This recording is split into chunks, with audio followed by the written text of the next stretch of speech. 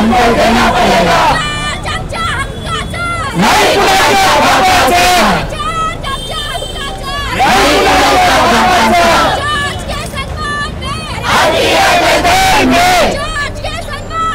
मैदान में, मैदान में। अल्लाह बोल, लाठी लेके अल्लाह बोल, तलवार लेके अल्लाह बोल, पत्थर लेके अल्लाह बोल, किताब लेके अल्लाह बोल, पेन लेके अल्लाह बोल, जात पात पर अल्लाह बोल, जात पात पर अल्लाह बोल, जात पात पर अल्लाह बोल, अल्लाह बोल। लेके रहेंगे, लेके रहेंगे, लेके रहेंगे, लेके रहेंगे, लेके रहेंगे, लेके रहेंगे, लेके रहेंगे, लेके रहेंगे, लेके रहेंगे। कौन बोलता है ना? Chembur Christian faith centre assembly of God church को हड़पने के लिए बिल्डर्स सोसाइटी बीएमसी के षड्यंत्र के खिलाफ रिपब्लिकन पार्टी ऑफ इंडिया के माध्यम से चेंबूर सुमन नगर से लेकर चेंबूर बीएमसी कार्यालय तक आंदोलन किया गया। आपको बता दें, चर्च को बचाने के लिए मुंबई महानगर पालिका के खिलाफ आंदोलन किया गया, जिसमें कुछ दिन पहले बीएमसी के अधिकारी चर्च का पानी और लाइट काटने गए थे, जिसके खिलाफ आंदोलन किया जा रहा है। चर्च और स्थानीय लोगों का आरोप है कि बीएमसी के अधिकारी बिल्डर के इशारे पर काम कर रहे हैं और चर्च का लाइट पानी काटना चाहते हैं, जिसके लिए इस आंदोलन में भारी संख्या में स्थानीय लोगों के साथ रिपब्लिकन पार्टी ऑफ इंडिया के जिला अध्यक्ष संजय ढोल से चेंबूर विधानसभा अध्यक्ष रवि गायकवाड़, वार्ड नंबर 155 के वार्ड अध्यक्ष दिनेश शिंदे, आरपीआई के कई कार्यकर्ता और नेताओं के साथ चर्च के सभी पदाधिकारी मौजूद थे, जिसमें इस अवसर पर मुंबई महानगर पालिका के खिलाफ आंदोलन किया गया। चर्चच्या बाबतीमध्ये आमची एकच मागणी आणि आम्ही वारंवार तीच मागणी केलेली आहे की चर्च गेली 40-45 वर्षापासून या ठिकाणी आहे आणि त्या ठिकाणी कितीतरी अशा फॅमिली आज आहेत की त्या आम्हाला ज्याच्यातून माहिती पडतं की त्यांचे लग्न सुद्धा त्या चर्चमध्ये झाले, त्यांच्या मुलांचे लग्न सुद्धा ह्या चर्चमध्ये झाले आहेत आणि पजेशन हे चर्चचं असल्यामुळे आम्ही रास्त मागणी केली आहे। कुठलीही आम्ही अनलिगल मागणी करत नाही की आमचं चर्च आमच्या हक्काचं आहे, आमची जागा आहे, आमचं पोझिशन आहे, एवढ्या वर्षापासूनचं मेंटेनन्स सुद्धा आम्ही करत आहोत। फक्त एरिया सर्टिफिकेट आम्हाला देण्यात यावं, याच्या व्यतिरिक्त आम्ही नियमाच्या बाहेर जाऊन कुठलीही मागणी करत नाही। पण सध्या असं झालं आहे की सदर अधिकारी महानगरपालिकेचे बिल्डर धार्जिन झालेले आहेत आणि बिल्डरकडून मोठ्या प्रमाणात सर्व काही येतं हे तुम्हाला मी सांगायची आवश्यकता नाही, पत्रकार बंधूंना सर्वांना माहिती आहे आणि यांचे खिसे पॅक झाल्यामुळे यांच्या तोंडावरती त्याची पट्टी बांधली गेली आणि त्या पट्टीमुळे पैशाची पट्टी हाताची साईन होत नाही आणि एरिया सर्टिफिकेट ह्या चर्चला मिळत नाही, हात चालत नाही। पण तो हात चालवण्यासाठी आम्ही यांना थोडासा वेळ देणार आहोत आणि जर ह्या वेळेमध्ये यांनी हात चालवून जर एरिया सर्टिफिकेट चर्चला दिला नाही तर आरपीआय यांना सोडणार नाही। पूर्वी आमची चर्चा झाली होती, डीएमसी साहेबांनी पत्र आम्ही दिलं होतं, डीएम साहेबांनी सांगितलं होतं एरिया सर्टिफिकेट देण्यास काहीच हरकत नाही, पण त्यानंतर काही अधिकारी मला वाटतं त्यांचं संगमत झालं विकासकाशी आणि त्यानंतर देण्यासाठी टाळाटाळ करण्याचा प्रयत्न चालू आहे। नाही, आज अजून आम्ही चर्चा झालेली नाही, चर्चेसाठी आपण थांबलो, शिष्टमंडळ भेटेल त्यानंतर पुन्हा तुम्हाला सविस्तर माहिती दिली जाईल। तीव्र आंदोलन छेडण्यात येईल, वेळ पडली तर आमरण उपोषण सुद्धा करण्यात येईल, चक्काजाम करू यांचा बीएमसीचा।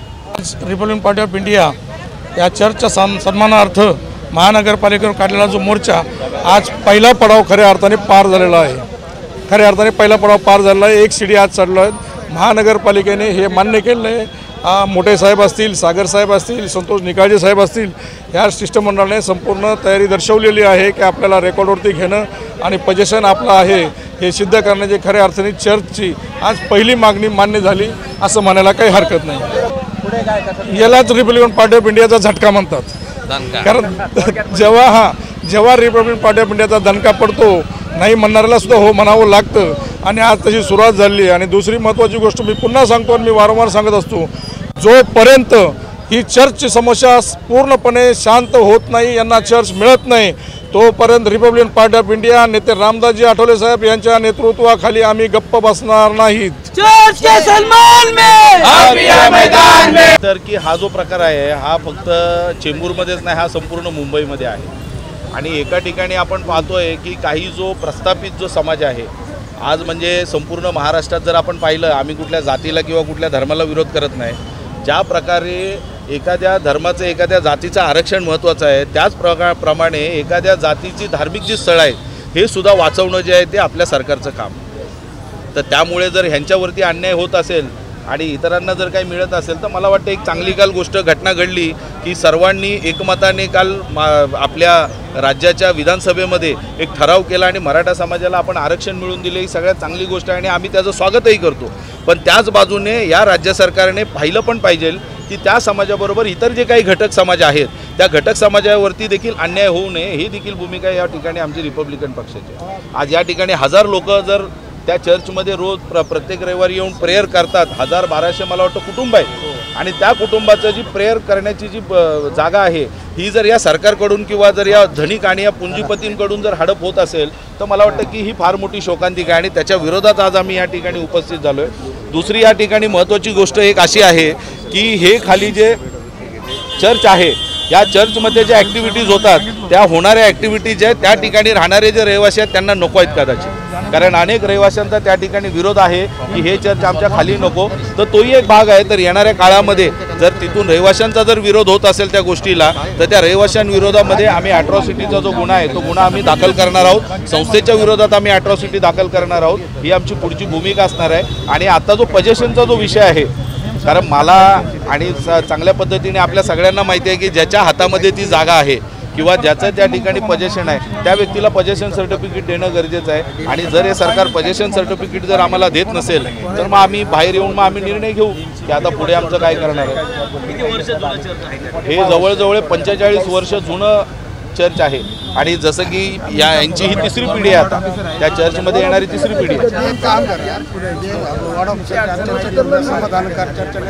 नहीं, ये साजिश तो है ना. मैंने पहले ही बोला है कि जब जब बिल्डर आता है तो मलेरिया के साथ साथ वो बिल्डरिया रोग भी जो है वो अधिकारियों को और वहाँ के लोगों को लग जाता है. तो ये बिल्डरिया लग गया है, वो जो है वो बिल्डर को ये लोगों को देना नहीं है. क्योंकि मैं अभी वहाँ पे जब भी हमने विजिट किया था तो हमने देखा कि वो इतने अच्छी तरीके से वो चर्च है कि पूरा ग्राउंड फ्लोर जो है वो पूरा उन्होंने वहाँ पे रखा हुआ है. और ग्राउंड फ्लोर अगर इनको अगर चर्च देना है तो पूरा एक फ्लोर इनको देना पड़ेगा. तो बिल्डर को शायद से लगता होगा कि पूरा फ्लोर इनको नहीं देना चाहिए. इसके लिए कहीं तो ये बिल्डर और वहाँ की जो कमिटी है उनकी साजिश है कि ये लोगों को वहाँ पे चर्च नहीं मिलता.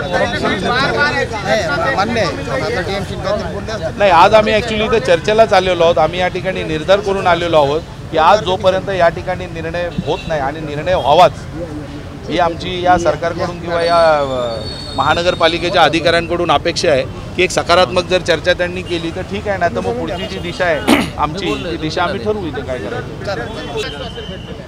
नाही, एकतर काय आहे की ह्यांचा जो लढा आहे तो गेल्या अनेक वर्षांचा होता आणि त्या ठिकाणी गेल्या 45 वर्षापासून ते चर्च होतं. ही तिसरी पिढी त्यांची आता चर्चमध्ये जाते आणि त्या ठिकाणी एक असं वातावरण झालं होतं की ह्यांचा त्या चर्चवरती अधिकारच नाही आहे. म्हणजे ज्या व्यक्तीचं 45 वर्षापासून तिथे पजेशन आहे आणि त्या व्यक्तीला हे महानगरपालिका नाकारत होतं. पण आज ज्या वेळेला आम्ही सर्व कागदपत्र दाखवले आणि आज ज्या वेळेला आम्ही त्यांच्याशी बोललो तर त्यांनी हे मान्य केलं आहे की आम्ही रेकॉर्डवरती ह्या चर्चचं नाव घ्यायला तयार आहोत की हे चर्च जे आहे ते पजेशनमध्ये आहे. म्हणजे आज त्यांनी मान्य केलं की आम्ही तिथे त्या पजेशनमध्ये आहोत. आता पुढची न्याय मागण्यासंदर्भात किंवा कसं आहे की जर महानगरपालिका जर म्हणते की पजेशन आमच्याकडे आहे आणि त्याच्यावरती अधिकार आमचा आहे तर या विकासकाने आणि या संस्थेनी आम्हाला त्या ठिकाणी जे रिडेव्हलपमेंट होणार आहे त्याच्यामध्ये चर्चच द्यावं ही आमची भूमिका असणार आहे. त्यानंतर एक गोष्ट आज आम्हाला या ठिकाणी समजली नव्याने की जुनी जी कुठली संस्था होती, जुने जे काही साऊथ इंडियन असोसिएशन नावाची जी संस्था किंवा जे चर्च होतं त्या लोकांनी या ठिकाणी बिल्डरबरोबर साटलोटं करून त्या ठिकाणी चर्च न बांधता तिथे फक्त 1 BHK 2 BHKचे फ्लॅट बांधून त्या लोकांना देणार आहेत. हे अशा पद्धतीचं षडयंत्र सगळं चाललं होतं आणि हे आज आमच्या लक्षात आलं. त्यामुळे आता इथून पुढे जे आमचं जे आंदोलन आहे ते आंदोलन तीव्र होणार आहे. हे या ठिकाणी आम्ही तुम्हाला सांगतो, आम्ही त्यांना वेळ दिलेला आहे. त्या वेळेमध्ये जर त्यांनी या गोष्टी पूर्ण नाही केल्या तर रिपब्लिकन पक्षाचा, रिपब्लिकन पार्टी ऑफ इंडियाचा, रामदासजी आठवले साहेबांचा जो आदेश असेल त्याप्रमाणे आम्ही पुढची कारवाई करू, एवढं नक्की या ठिकाणी सांगतो. नाही, त्यांनी ते थांबवलं आहे. तुर्तास त्यांनी ते आता थांबवलं आहे आणि त्यांनी आपल्याला वेळही दिलेला आहे. त्यांनी सहकार्य करण्याची भूमिका त्यांनी हे केलेली आहे आणि अधिकारी म्हटलेले आहेत की ज्या ज्या ठिकाणी तुम्हाला मदत हवी आहे त्या त्या ठिकाणी आम्ही त्या ठिकाणी मदत करू. तर आम्ही तेच म्हटलं की कोर्टामध्ये किंवा इथे जाताना तुम्हाला बिल्डेरिया जो झालेला आहे तो बिल्डेरिया घेऊन तिथे जाऊ नका. एक सहानुभूतीपूर्वक तुम्ही चर्चच्या लोकांकडे लक्ष द्या आणि त्यांना तुम्ही मदत करा, हे त्यांनी आश्वासन दिलं, त्यांनी मान्य केलं. हम आज RPI का सबका हम धन्यवाद करते कि उन्होंने आज हमारा साथ दिया है और म्युनिसिपल के जो हेड है उनके सब बात हुआ है। उन्होंने आश्वासन दिया है कि हम चर्च के बारे में उचित निर्णय लेंगे और हम उस निर्णय का इंतज़ार करेंगे। लोग खुश हैं, लेकिन लड़ाई हमारी जारी है। हमको आखिरी वक्त तक लड़ना है और हम आरपीआई के साथ है और आरपीआई हमारे साथ है। यही आशा है कि महानगर पालिका ने हमको हमारी एरिया सर्टिफिकेट देना चाहिए। हाँ, चर्चा हुई है, लेकिन उसको आगे लेके जाना है, ये उनको करना है। वो उन्होंने बोला है, परंतु उसको आगे बढ़ाना भी उनका ही काम है और वो हमको मिला के देना ये भी उनका काम है। हाँ, तसल्ली आज जो मिली है उस पे है, हम खुश हैं, लेकिन फिर भी हमको जब तक एरिया सर्टिफिकेट नहीं मिलता है हम कार्रवाई करते ही रहेंगे।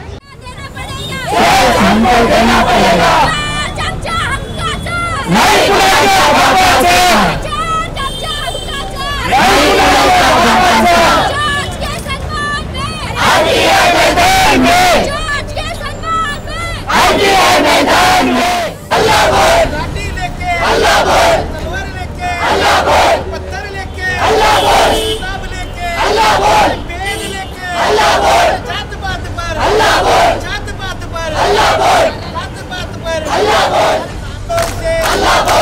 रहेंगे लेके रहेंगे लेके रहेंगे लेके रहेंगे लेके रहेंगे लेके रहेंगे कौन बोलते हैं। CEN न्यूज देश प्रदेश की ताजा तरीन खबरों के लिए CEN न्यूज को सब्सक्राइब करें और रहें पल पल की खबर से हर पल बाखबर।